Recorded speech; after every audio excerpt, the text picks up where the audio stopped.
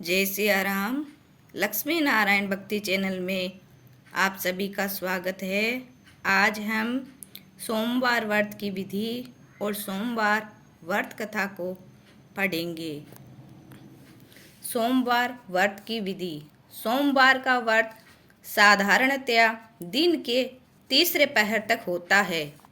व्रत में फलाहार या पारायण का कोई खास नियम नहीं है, किंतु यह आवश्यक है कि दिन रात में केवल एक समय भोजन करें। भोजन सोमवार के व्रत में शिवजी पार्वती जी का पूजन करना चाहिए। सोमवार के व्रत 3 प्रकार के हैं: साधारण प्रति सोमवार, सौम्य प्रदोष और 16 सोमवार। व्रत तीनों की एक जैसी है। शिव पूजन के पश्चात कथा सुननी चाहिए। व्रत कथा, प्रदोष व्रत कथा तथा 16 सोमवार व्रत कथा, प्रदोष व्रत कथा तथा 16 सोमवार व्रत कथा तीनों अलग अलग है जो आगे। सोमवार व्रत की कथा। एक नगर में बहुत धनवान साहूकार रहता था। उसके घर में धन की कमी नहीं थी, परंतु वह बहुत दुखी था क्योंकि उसके कोई पुत्र नहीं था। वह इसी चिंता में दिन रात दुखी रहता था। पुत्र की कामना के लिए वह प्रत्येक सोमवार शिवजी का व्रत और पूजन किया करता था तथा सायंकाल मंदिर में जाकर शिवजी के सामने दीपक जलाया करता था। उसके इस भक्ति भाव को देखकर एक समय माता पार्वती जी ने शिवजी महाराज से कहा, महाराज, यह साहूकार आपका अनन्य भक्त है, सदैव आपका व्रत और पूजन बड़ी श्रद्धा से करता है। आपको इसकी मनोकामना पूर्ण करनी चाहिए।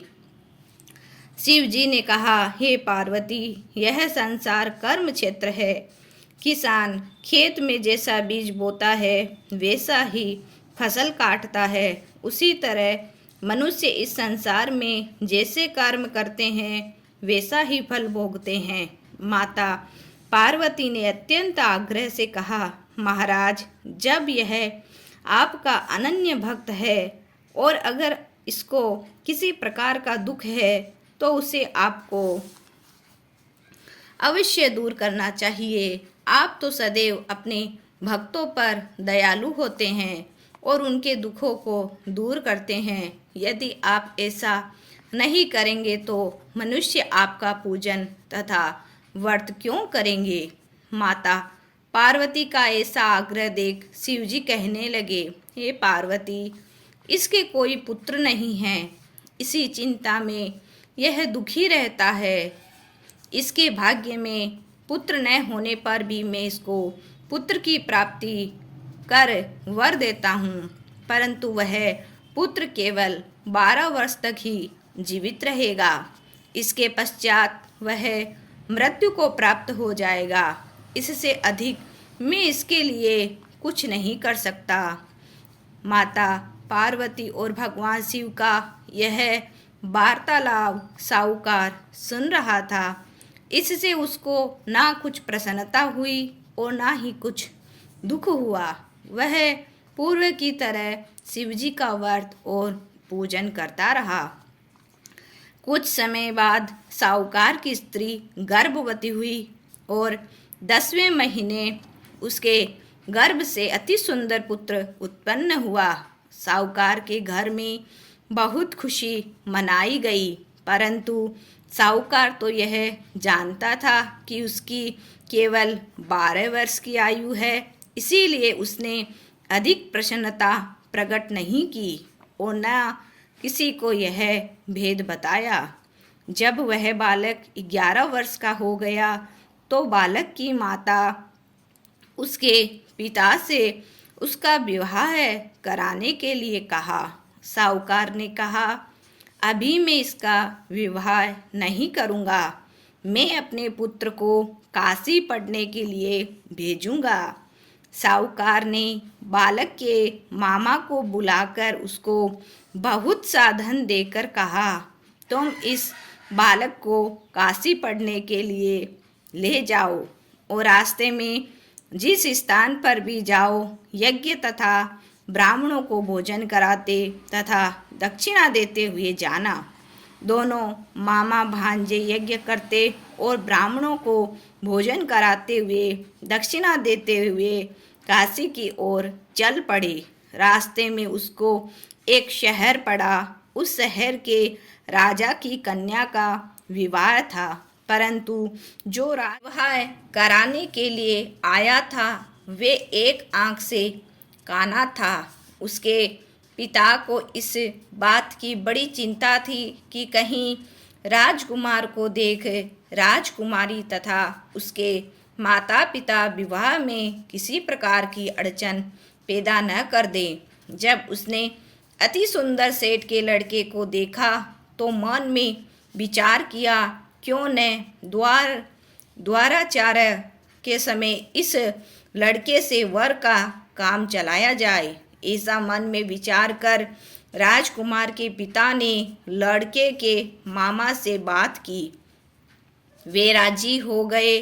फिर उस साहूकार के लड़के को वर के कपड़े पहनाकर तथा घोड़ी पर बैठाकर कन्या के द्वार पर ले गए। सभी कार्य प्रसन्नता से पूर्ण हो गया। राजकुमार के पिता ने सोचा कि यदि विवाह कार्य भी इसी लड़के से करा लिया जाए तो क्या बुराई है। ऐसा विचार कर लड़के और उसके मामा से कहा, यदि आप फेरों और कन्यादान के काम को भी करा दे तो आपकी बड़ी कृपा होगी। मैं इसके बदले आपको बहुत सारा धन दूंगा। दोनों ने इसे सहर्ष स्वीकार किया और विवाह कार्य भी बहुत अच्छी तरह संपन्न हो गया। सेठ का पुत्र जिस समय जाने लगा तो उसने राजकुमारी की चुंदड़ी के पल्ले पर लिख दिया, तेरा विवाह मेरे साथ हुआ है, परंतु जिस राजकुमार के साथ तुमको भेजेंगे वह एक आंख से काना है। मैं काशी जी पढ़ने जा रहा हूँ। सेठ के लड़के के जाने के पश्चात राजकुमारी ने जब अपनी चुनड़ी पर ऐसा लिखा हुआ पाया तो उसने काने राजकुमार के साथ जाने से मना कर दिया।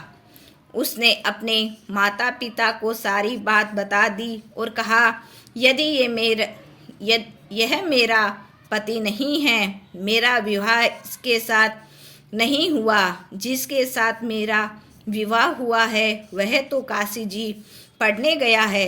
राजकुमारी के माता पिता ने अपनी कन्या को विदा नहीं किया और बारात वापस चली गई। उधर सेठ का लड़का और उसके मामा काशी जी पहुंच गए। वहां जाकर उन्होंने यज्ञ करना और लड़के ने पढ़ना शुरू कर दिया। जिस दिन लड़के की आयु 12 साल की हुई उस दिन उन्होंने यज्ञ रच रखा था। लड़के ने अपने मामा जी से कहा, मामा जी आज मेरी तबीयत कुछ ठीक नहीं है। मामा ने कहा, अंदर जाकर सो जाओ। लड़का अंदर जाकर सो गया और थोड़ी देर में उसके प्राण निकल गए। जब उसके मामा ने आके देखा उसका भांजा मर्त पड़ा हुआ है तो उसको बड़ा दुख हुआ। उसने सोचा कि अगर मैं रोना पीटना मचा दूंगा तो यज्ञ का कार्य अधूरा रह जाएगा। अतः उसने जल्दी से यज्ञ कार्य समाप्त कर ब्राह्मणों के जाने के बाद रोना पीटना शुरू कर दिया।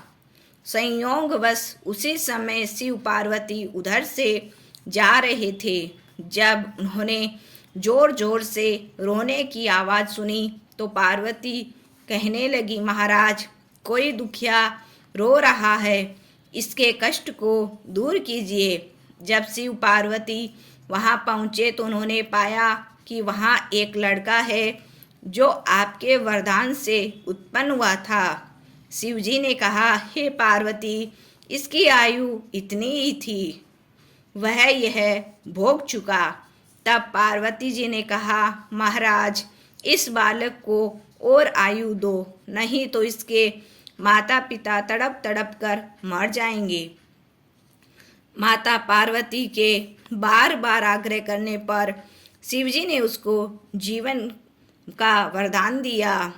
शिवजी की कृपा से वह लड़का जीवित हो गया और शिवजी और पार्वती जी कैलाश पर्वत को चले गए। शिक्षा पूर्ण होने पर वह लड़का और उसके मामा उसी प्रकार यज्ञ करते, ब्राह्मणों को भोजन कराते, दक्षिणा देते अपने घर की ओर चल पड़े। रास्ते में उसी शहर में आए जहां उस लड़के का विवाह राजकुमारी के साथ हुआ था। वहां आके उन्होंने यज्ञ आरंभ कर दिया। उस लड़के के ससुर वहां के राजा ने उसको पहचान लिया और महल में ले जाकर उसकी बहुत आव भगत की। बहुत से दास दासियां सहित आदर पूर्वक अपनी राजकुमारी और जमाई को विदा किया। जब वे अपने शहर के निकट आए तो मामा ने कहा कि मैं पहले तुम्हारे घर जाकर तुम्हारे माता पिता को खबर कराता हूँ। जब उस लड़के का मामा घर पहुँचा तो लड़के के पिता घर की छत पर बैठे थे। उन्होंने यह प्रण कर रखा था कि यदि हमारा पुत्र सकुशल लौट आया तो हम राजी खुशी नीचे आ जाएंगे, नहीं तो छत से गिरकर अपने प्राण दे देंगे। उस लड़के के मामा ने आकर यह समाचार दिया कि आपका पुत्र आ गया है। तब उनको विश्वास नहीं हुआ। उसके मामा ने शपथ पूर्वक कहा कि आपका पुत्र अपनी पत्नी तथा बहुत सारा धन लेके आया है। तो सेठ प्रसन्नता से भर उठा। सेठ सेठानी आनंद पूर्वक नीचे आए। बाहर आकर उन्होंने अपने पुत्र तथा उसकी पत्नी का भरपूर स्वागत किया। सभी बड़ी प्रसन्नता के साथ रहने लगे।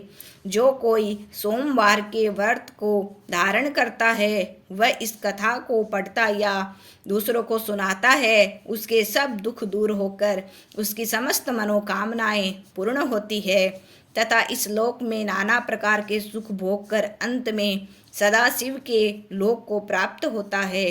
बोले शंकर भगवान की जय हो।